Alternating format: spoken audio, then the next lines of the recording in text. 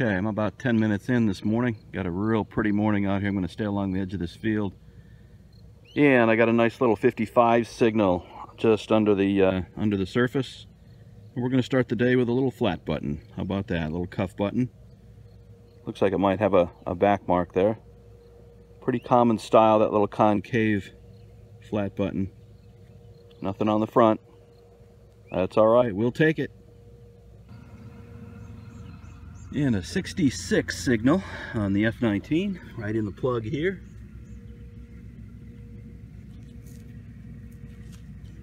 Oh yeah.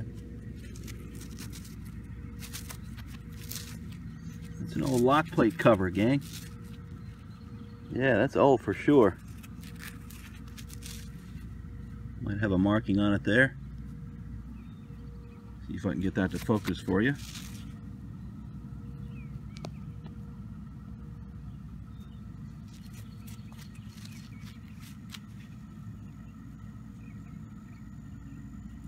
Nice piece of old brass. And a lighter signal here, 54, but it was real tight. Look at this.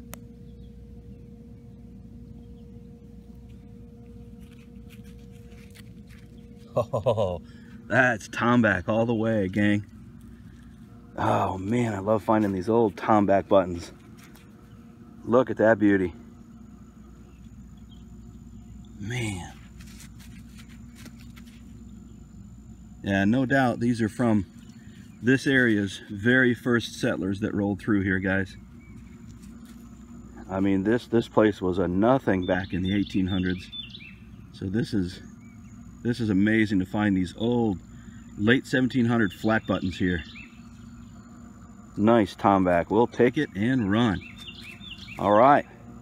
Well, again, just working along the edge of this woods here.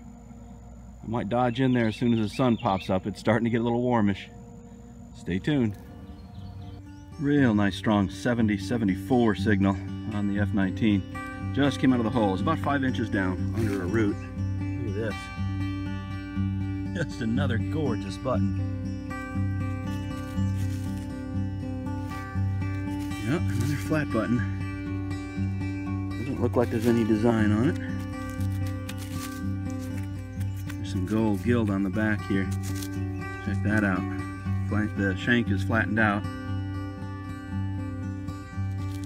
That's going to clean up pretty nice. There should be a back mark on that one. It's a real heavy, thick brass coat button. I got a good solid 79-80 signal, about 5 inches deep. Something just came out of my pile here, guys. I have not taken a look at it yet. Oh wow, that's a silver spoon bowl. Yeah, look at that. That's definitely silver.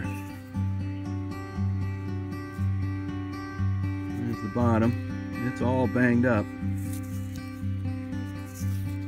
That is obviously silver. And old silver too. Think about all the flat buttons and tombacks in here. Wow. That's pretty sweet.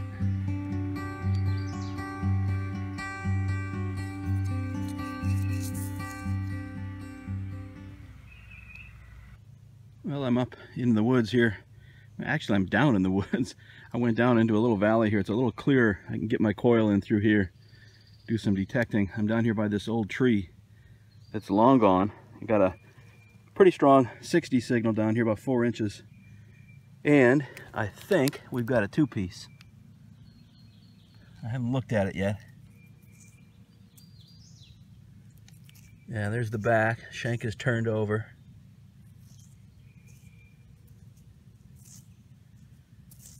All right, come on. Let's see an eagle on the front, huh?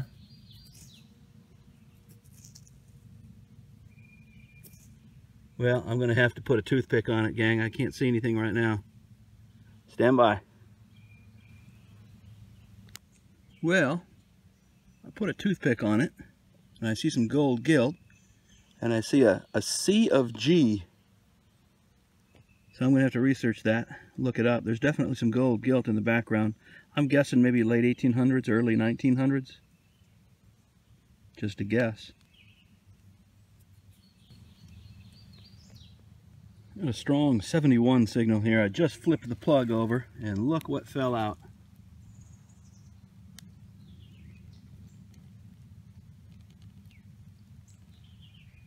There's some gold gilt left on that one too. Let's flip it over, see if there's a shank on the back.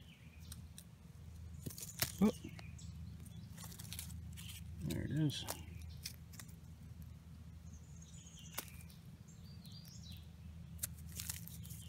Sure is.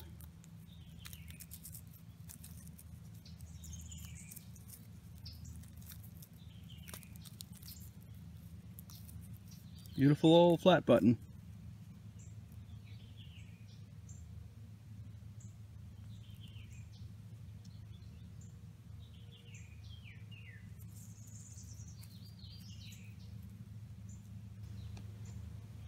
A deep 74 signal.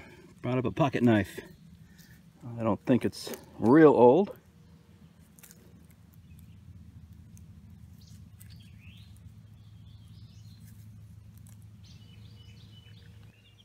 Now there's one thing you got to be careful of when you're hunting down here in the south, these fire ant mounds. Watch this, when you run into one by accident.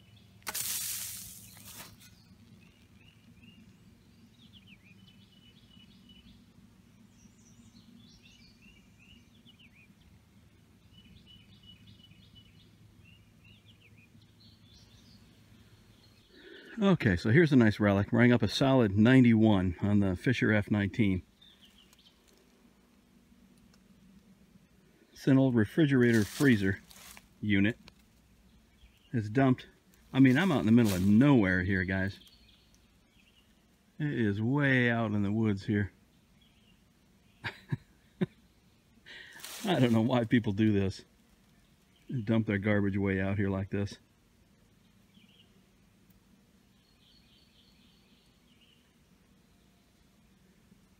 Well, it won't quite fit in my pouch.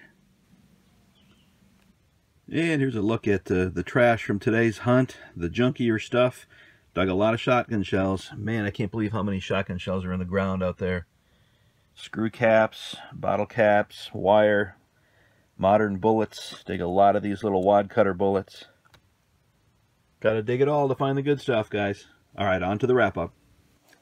All right, let's take a look at the good stuff from today's hunt. Some really nice finds made today. I got out in that field early on, and then the heat drove me into the woods. It got up into the 90s today, guys. I had to quit about 2:30, so I got about 6 hours of hunting in.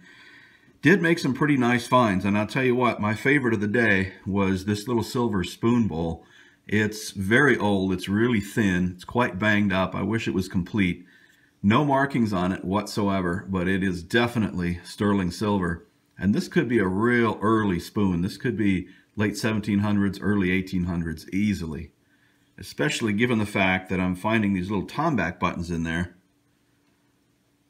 And these old early 1800s buttons with little back marks on the back of them. Love finding these things. And I also got back in there and found some more modern things. There's 4 wheat pennies here, 1919, 23, 24, and 1927. And I found those in the same area that I found this little button here.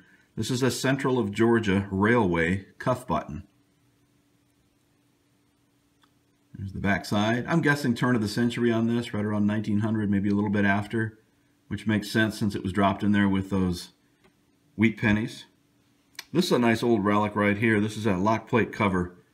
The crown and the GR logo on there, that's a pretty well-known brand. They were made in United Kingdom. And then brought over here. 2 really nice flat buttons here, guys. I want to show you these. I love it when I find them with back marks and all the gold gilt on the back of them too. But one was found out in the field. That'd be this one, and then this one was found in the woods. And it says on the top there, I don't know if you can see that or not, rich color gilt. And then this one has a bunch of stars and moons around the outside edge, and then it says gilt up there in the middle, right in there. Get you a good look at those. Really nice old flat buttons from the 1800s. I love finding this stuff out there. Well, it's a great spot, gang. I've got a new area to detect with some really old stuff. These definitely were dropped by some of this part of Georgia's first settlers that came in. I can't say the first residents because those things are more like this. The first residents would have dropped these. There was a lot of Native American activity in there. The Cherokee Indians and the Creek Indians were in there first, but these folks that dropped these items were definitely a part of this state's history, so it's really fun to get in there and recover these things. Hope to get back out there soon, guys. Thanks for watching, everyone. Take care.